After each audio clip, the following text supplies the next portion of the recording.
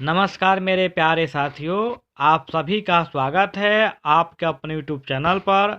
आज हम electrician theory की ऑब्जेक्टिव क्वेश्चन के बारे में चर्चा करेंगे। हमारा पहला क्वेश्चन है, चार संधारिता प्रत्येक 40 माइक्रोफैराडे के समानांतर क्रम में जुड़े हुए हैं, तंत्र की तुल्यकालिक धारिता डैश होगी। तो जैसा कि आप सब जानते हैं कि जब हम लोग रेजिस्टेंस को जोड़ते हैं श्रेणी क्रम में तो उनका जो वैल्यू होता है टोटल रेजिस्टेंस के वैल्यू के योग के बराबर होता है। यानी श्रेणी क्रम में रेजिस्टेंस को जोड़ने पर उनका वैल्यू बढ़ता है और समानांतर क्रम में रेजिस्टेंस को जोड़ने पर उनका वैल्यू घटता है। अब कंडेंसर में हम आते हैं तो कंडेंसर में जो मेरा रेजिस्टेंस का जो फार्मूला होता है यहाँ पर आ करके आपका विपरीत हो जाता है। यानी कि जब हम लोग कंडेंसर को श्रेणी क्रम में जोड़ेंगे तो उनका जो वैल्यू होगा वो घटेगा, और जब हम लोग समांतर क्रम में जोड़ेंगे तो उनका जो वैल्यू होगा वो बढ़ेगा। तो यहाँ पर हमारा जो फार्मूला यूज हो जाएगा समानांतर क्रम के लिए, तो वो आपका हो जाएगा CT बराबर C1 plus C2 plus dash dash dash dash करके आपका CN हो जाएगा। तो यहाँ पर जो हम वैल्यू रखेंगे वो आपका हो जाएगा 40 प्लस 40 प्लस 40 प्लस 40, यानी टोटल जब वैल्यू करेंगे तो यह लगभग आपका 160 माइक्रोफैराडे जो है आपका आंसर आ जाएगा। तो यहाँ पर जो मेरा राइट आंसर हो जाएगा वह हो जाएगा 160 माइक्रोफैराडे। क्लियर। अब हम चलते हैं अगले क्वेश्चन की तरफ। हमारा अगला क्वेश्चन दिया गया है कि एक विद्युत फ्यूज डैश पर आधारित होता है। तो जो हमारा फ्यूज होता है वह धारा के उसमें प्रभाव पर आधारित होता है। यानी कि जब हम किसी कंडक्टर में से जब करंट को प्रवाहित कराते हैं तो वह करंट जो होती है क्या होती है, चुंबकीय फ्लक्स के साथ साथ ऊष्मा भी उत्पन्न करती है। तो यहाँ पर जो मेरा फ्यूज होता है वह धारा के उसमें प्रभाव पे कार्य करता है, क्योंकि करंट का वैल्यू बढ़ने पर जो ऊष्मा होती है उसका मान बढ़ जाता है, और जिसके कारण हमारा जो फ्यूज वायर होता है वो क्या हो जाता है, वो आपका जल जाता है या टूट जाता है। तो मेरा राइट आंसर यहाँ पे 1 नंबर हो जाएगा। अब हम चलते हैं अगले क्वेश्चन की तरफ। हमारा जो अगला क्वेश्चन दिया गया है वो आपका क्या है, तो अगला क्वेश्चन दिया है हमारा कि जब बैटरी चार्ज की जा रही है तो टर्मिनल वोल्टेज डैश के साथ घटता है। यानी कि चार्जिंग का जो दर होता है उसके वृद्धि के साथ साथ टर्मिनल वोल्टेज क्या होता है आपका, घटता है। तो राइट जो मेरा आंसर हो जाएगा वह आपका हो जाएगा 1 नंबर। अब हम चलते हैं अगले क्वेश्चन की तरफ। हमारा जो अगला क्वेश्चन दिया है यह क्वेश्चन है कि इस ISO ग्राफिक प्रतीक का क्या अर्थ है। तो आप जानते होंगे यह जो प्रतीक है यह अर्थिंग से संबंधित है। यहाँ पर जो ऑप्शन है इन ऑप्शन में मेरा 3 नंबर ऑप्शन जो दिया गया है अर्थिंग टर्मिनल को जमीन से कनेक्ट करना, तो इसका राइट आंसर आपका हो जाएगा कौन सा, 3 नंबर। अब हम चलते हैं अगले क्वेश्चन की तरफ। हमारा जो अगला क्वेश्चन दिया गया है यह है 66 kVA तक के वोल्टेज के पारेषण के लिए केबल में कितने कोर प्रयोग किए जाते हैं। यानी कि जो 66 kVA की जो सप्लाई होती है तो इस सप्लाई को जब हम लोग ट्रांसमिशन करते हैं तो ट्रांसमिशन करने के लिए हम लोग जो वायर लगाते हैं, हम लोग जो केबल लगाते हैं, इस केबल में कोर की संख्या कितनी होती है। तो जब सप्लाई का वैल्यू 66 kVA के समथिंग होता है तो उसमें केवल आपके 3 जो फेज होते हैं वो जाते हैं, यानी कि RYB जो 3 फेजें होती हैं जाती हैं। इसमें आपका न्यूट्रल जो वायर होता है नहीं जाता है। तो जाहिर सी बात है कि जो मेरा कोर होगा वह कितने कोर का होगा, वह आपका 3 कोर का आपका जो केबल होगा।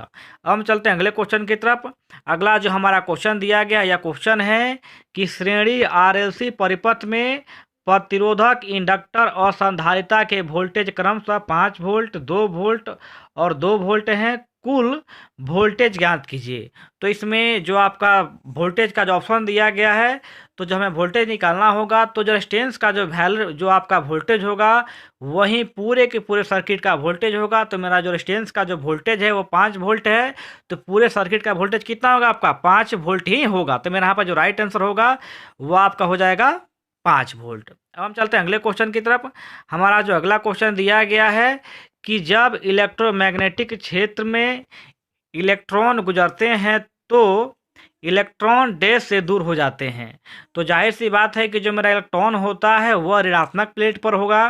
कहाँ पर होगा? ऋणात्मक प्लेट पर होगा। और जब इसे हम मैग्नेटिक फील्ड में मूव कराएंगे तो जाहिर सी बात है कि वहाँ से क्या होगा, आपके ऋणात्मक प्लेट से जो इलेक्ट्रॉन होगा क्या हो जाएगा, दूर हो जाएगा।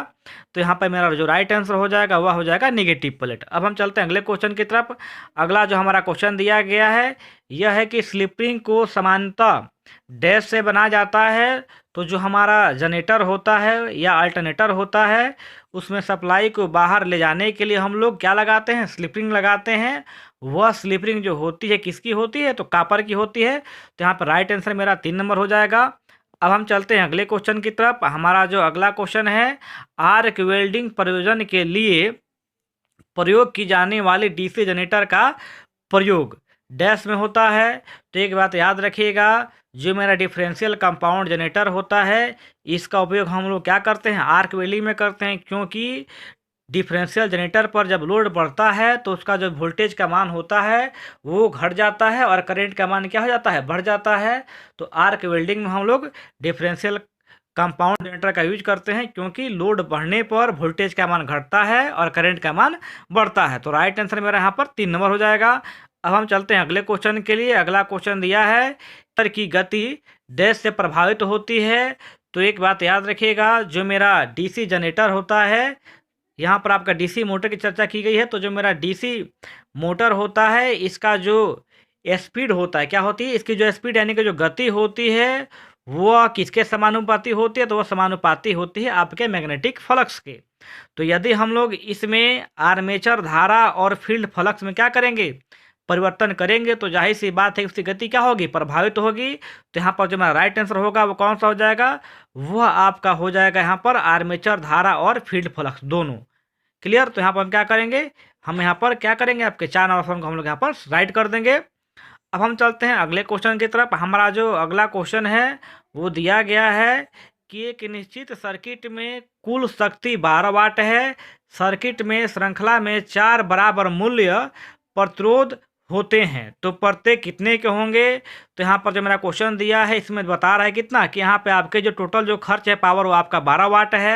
अब कह रहे हैं यहाँ पे कि 4 बराबर, तो 4 बराबर का मतलब हो गया यहाँ से हम क्या करेंगे, 4 से भाग देंगे। तो यहाँ पे कटाने पर कितना आ गया, 3 आ गया, यानी कि 3 वाट, यानी कि जो मेरा राइट आंसर होगा वो कितना होगा आपका 3 वाट का हो जाएगा। अब हम चलते हैं अगले क्वेश्चन की तरफ। हमारा अगला जो क्वेश्चन है वो दिया गया है कि एक पावर ट्रांसफार्मर की दक्षता मुख्य रूप से डैश पर निर्भर करती है। तो जो हमारे पावर ट्रांसफार्मर की जो दक्षता होती है वह मुख्य रूप से किसके ऊपर डिपेंड करती है, तो ट्रांसफार्मर के अंदर जो हम लोग यूज करते हैं कोर, उसके ऊपर डिपेंड करती है। अब हम चलते हैं अगले क्वेश्चन पर। हमारा अगला क्वेश्चन दिया गया है कि एक डीसी मोटर को डैश के द्वारा आसानी से पहचाना जा सकता है। तो यहाँ पे 4 ऑप्शन दिए हैं। इन 4 ऑप्शनों में जो मेरा डीसी मोटर होगा या जो मेरा डीसी जनरेटर होगा उसमें आपका कम्यूटेटर लगा होगा। अब हम चलते हैं अगले क्वेश्चन की तरफ। अगला क्वेश्चन दिया गया है कि एक अच्छे प्रदीप्ति स्रोत से निम्नलिखित में से कौन सा गुण होना चाहिए, यानी कि जो हम लोग लैंप यूज करते हैं उस लैंप में कौन सा जो गुण होगा वो होना चाहिए। तो यहाँ पर जो आपका राइट आंसर हो जाएगा, यहाँ पर देखिएगा, यहाँ पर 4 ऑप्शन दिए गए हैं। इन 4 ऑप्शनों में आपका जो पहला ऑप्शन दिया गया इसमें पर्याप्त प्रकाश होना चाहिए, तो बात सही है। जो हमारा लैंप होगा उसमें प्रकाश क्या होना चाहिए, पर्याप्त होना चाहिए, तो मेरा ऑप्शन नंबर ए सही हो जाएगा। अब हम चलते हैं अगले क्वेश्चन की तरफ। तो यहाँ पर जो मेरा अगला क्वेश्चन दिया गया है कि मुख्य रूप से CRO डैश है। तो जो मेरा CRO है वो एक प्रकार का वोल्ट मीटर होता है। तो राइट आंसर मेरा यहाँ पर 2 नंबर हो जाएगा। अब हम चलते हैं अगले क्वेश्चन की तरफ। हमारा जो अगला क्वेश्चन दिया गया है कि दशमलव संख्या 58 का बाइनरी समतुल्य क्या होगा। तो यहाँ पर जो राइट आंसर हो जाएगा वो आपका हो जाएगा 1 नंबर। अब हम चलते हैं अगले क्वेश्चन की तरफ। हमारा जो अगला क्वेश्चन दिया है यह है कि निम्नलिखित में से कौन सी एकल फेज मोटर स्टार्ट करने की सबसे किफ़ायती विधि है। तो यहाँ पर जो आपका राइट आंसर हो जाएगा वह हो जाएगा कैपेसिटर स्टार्ट विधि। तो यहाँ पर हम क्या करेंगे, इसे हम टिक आउट कर देंगे। यहाँ पर दिया कि कौन सा मोटर जो है आसानी से सेल्फ स्टार्ट हो जाता है। तो जो आपका पोनी मोटर है पोनी मोटर का उपयोग हम लोग करते हैं कहाँ पर, तो सिंक्रोनस मोटर को स्टार्ट करने के लिए हम लोग पोनी मोटर का यूज करते हैं। यहाँ पर जो आपका 3 नंबर दिया गया जिसे हम लोग कहते हैं इंडक्टेंस स्टार्टर, तो इंडक्टेंस जो स्टार्टर होता है ये तो आपका स्टार्टर हो गया, तो इसका हम यूज करेंगे नहीं। जो आपका रेजिस्टेंस स्टार्टर होगा इसका भी यूज करेंगे नहीं। तो यहाँ पर जो है राइट आंसर कौन सा हो जाएगा, कैपेसिटेंस स्टार्टर विधि। अब हम चलते हैं अगले क्वेश्चन की तरफ। हमारा जो अगला क्वेश्चन दिया गया है यह क्या है, तो निम्नलिखित में से कौन सी शब्दावली अल्टरनेटर के तुल्यकरीकरण से संबंधित है।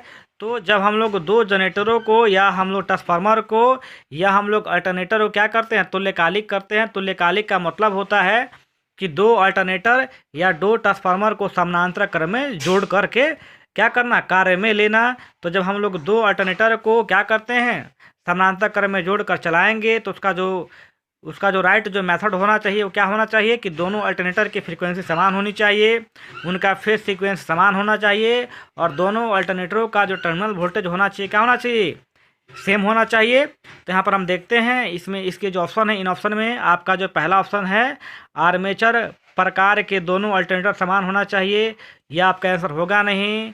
आपका 2 नंबर दिया गया है कि दोनों अल्टरनेटर की दक्षता समान होनी चाहिए, तो दक्षता से कोई यहाँ पर लेना देना नहीं है। आपका तीसरा ऑप्शन है कि दोनों की आवृत्ति समान होनी चाहिए, तो ये जो आपका आंसर होगा वो राइट होगा। और जो आपका दिया गया है 4 नंबर, दोनों अल्टरनेटर की गति समान होनी चाहिए, आवृत्तियों की गति समान होनी चाहिए, तो यहाँ पर जो आपका राइट आंसर होगा वो आपका हो जाएगा 3 नंबर, दोनों की आवृत्ति समान होनी चाहिए। तो यहाँ पर हम क्या करेंगे, 3 नंबर आंसर को टिक कर देंगे। अब हम चलते हैं अगले क्वेश्चन की तरफ। अगला क्वेश्चन दिया गया है कि कम दक्षता के साथ पावर एम्पलीफायर जो होता है क्या करता है, तो वह अधिक डीसी पावर खपत करता है। यानी कि कम दक्षता के साथ जो मेरा एम्पलीफायर होगा वो क्या करेगा, अधिक डीसी पावर आपका खपत करेगा। तो राइट आंसर मेरा हो जाएगा आपका 3 नंबर। अब हम चलते हैं अगले क्वेश्चन की तरफ। अगला क्वेश्चन दिया गया है कि कंट्रोल पैनल के अंदर विद्युत तारों की एक मार्ग प्रदाय करता है, तो यहाँ पर जो आपका राइट आंसर हो जाएगा वो हो जाएगा 1 नंबर।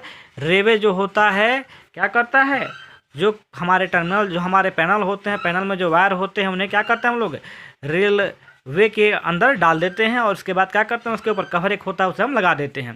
तो मेरा राइट आंसर क्या हो जाएगा आपका, राइट आंसर मेरा हो जाएगा आपका यहाँ पर 1 नंबर। अब हम चलते हैं अगले क्वेश्चन की तरफ। हमारा अगला क्वेश्चन दिया गया है कि लग तथा थिम्बल को उपयुक्त केबल अथवा तार से जोड़ने के लिए निम्नलिखित में से टूल्स का प्रयोग किया जाता है। तो जब हम लोग लग्स या थंबल को किसी केबल के ऊपर लगाते हैं तो उसे हम क्या करते हैं, क्रिम्पिंग टूल के माध्यम से हम लोग टाइट करते हैं या कस देते हैं। तो मेरा राइट आंसर आपका हो जाएगा 1 नंबर, क्रिपिंग टूल। अब हम चलते हैं अगले क्वेश्चन की तरफ। अगला क्वेश्चन दिया गया है कि पंप सेट निम्नलिखित में से किसका एक संयोजन है। तो जो मेरा पंप सेट होता है वह इलेक्ट्रोमोटर और हाउस्ड इम्प्लेयर का क्या होता है, एक पार्ट होता है। तो राइट आंसर मेरे यहाँ पर हो जाएगा आपका 3 नंबर। अब हम चलते हैं अगले क्वेश्चन की तरफ। अगला क्वेश्चन है निम्नलिखित में से कौन सा ऊर्जा एक गैर पारंपरिक स्रोत है। तो यहाँ पर जो आपका राइट आंसर हो जाएगा वह हो जाएगा सोलर एनर्जी। जो सोलर एनर्जी है वो क्या है, आपका गैर पारंपरिक स्रोत है। तो मेरा राइट आंसर यहाँ पर आपका हो जाएगा 4 नंबर। अब हम चलते हैं अगले क्वेश्चन की तरफ। हमारा जो अगला क्वेश्चन दिया है वो क्या है, उन बिंदुओं पर आर्मेचर कॉइल का क्या प्रभाव होगा जब ब्रश स्थिर होगा।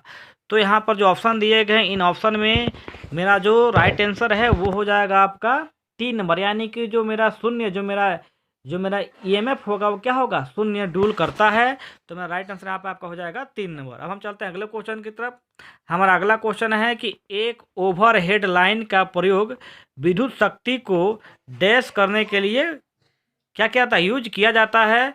तो जो मेरा ओवरहेड लाइन होता है इसका उपयोग हम लोग किस लिए करते हैं, तो इसका उपयोग हम लोग विद्युत सप्लाई को ट्रांसमिशन करने के लिए और डिस्ट्रीब्यूट करने के लिए करते हैं। तो यहाँ पर जो आपका राइट आंसर हो जाएगा वो कौन सा हो जाएगा, संचरण तथा वितरण के लिए। तो हम क्या करेंगे, 3 नंबर को टिक आउट कर देंगे। अब हम चलते हैं अगले क्वेश्चन के लिए। अगला क्वेश्चन दिया गया है कि एलवी वितरण के लिए किस प्रकार के इंसुलेटर का उपयोग किया जाता है। तो यहाँ पर आपका जो राइट आंसर होगा वो हो जाएगा पिन टाइप इंसुलेटर। यानी कि लो वोल्टेज को वितरण करने के लिए हम लोग पिन टाइप इंसुलेटर का उपयोग करते हैं। तो 4 नंबर मेरा आंसर यहाँ पर राइट हो जाएगा। अब हम चलते हैं अगले क्वेश्चन की तरफ। अगला क्वेश्चन हमारा दिया गया है कि सामान्य केबल जो वितरक को और उपभोक्ता को जोड़ता है उस जोड़ को हम डैश कहते हैं, तो उसे हम लोग कहते हैं सर्विस लाइन। क्या कहते हैं? Service line. जो सर्विस लाइन होता है वो उपभोक्ता को और वितरक को क्या करता है? जोड़ता है। तो हम क्या करेंगे? ए नंबर ऑप्शन को राइट कर देंगे। अब हम चलते हैं अगले क्वेश्चन को। अगला क्वेश्चन दिया गया है कि हॉट प्लेट का प्रयोग करने का जो उद्देश्य होता है वो क्या होता है? तो हॉट प्लेट का उपयोग हम लोग खाना बनाने के लिए करते हैं। तो राइट आंसर आपका 3 नंबर हो जाएगा। अब हम चलते हैं अगले क्वेश्चन की तरफ। अगला जो क्वेश्चन है वो दिया गया है कि यदि 100 ओम, 200 ओम और 300 ओम के 3 प्रतिरोध को समानांतर में जोड़ा जाता है एवं इस पर आरोपित वोल्टेज भी है, तो क्या होगा? तो जाहिर सी बात है कि जब यहाँ पर हम 3 रेजिस्टेंस को क्या करेंगे? समानांतर क्रम में जोड़ेंगे तो क्या होगा? समांतर क्रम में जब हम लोग रेजिस्टेंस को जोड़ते हैं तो रेजिस्टेंस का वैल्यू क्या होता है? घट जाता है। तो जब रेजिस्टेंस का वैल्यू घटेगा तो क्या होगा? वोल्टेज का मान आपका जाहिर सी बात है कि बढ़ेगा। तो यहाँ पे जो मेरे ऑप्शन दिए गए वो क्या है? तो पहला जो मेरा ऑप्शन है कि प्रतिरोध से होकर प्रवाहित धारा समान होगी जबकि उनके बीच उत्पन्न वोल्टेज भिन्न भिन्न होगा। तो जब हम लोग समांतर क्रम में क्या करते हैं? जब हम लोग समांतर क्रम में रेजिस्टेंस को जोड़ते हैं तो सभी में वोल्टेज का जो वैल्यू होगा, सभी रेजिस्टेंस में जो वोल्टेज का वैल्यू होगा समानांतर क्रम में इक्वल होगा और करंट का वैल्यू जो होगा वो आपका अलग अलग होगा। तो यहाँ पर जो मेरा ऑप्शन नंबर 2 दिया गया है कि प्रतिरोध से होकर प्रवाहित धारा एवं उनके बीच उत्पन्न प्रतिरोध समान होगा। आपका 3 नंबर ऑप्शन दिया गया है कि प्रतिरोधक से होकर वोल्टेज समान रहेगी जबकि उनमें प्रवाहित धारा भिन्न भिन्न होगी। तो याद रखिएगा, हमारे घर में जितने भी उपकरण लगे होते हैं सभी के सभी उपकरण आपके समानांतर क्रम में जुड़े होते हैं। क्यों? क्योंकि सभी में वोल्टेज का वैल्यू समान होता है और करंट का वैल्यू जो होता है उनकी कैपेसिटी के अनुसार होता है। तो यहाँ पर जो राइट आंसर हो जाएगा वो आपका हो जाएगा 3 नंबर। क्लियर? अब हम चलते हैं अगले क्वेश्चन की तरफ। हमारा अगला क्वेश्चन दिया गया है कि चित्र में दर्शाए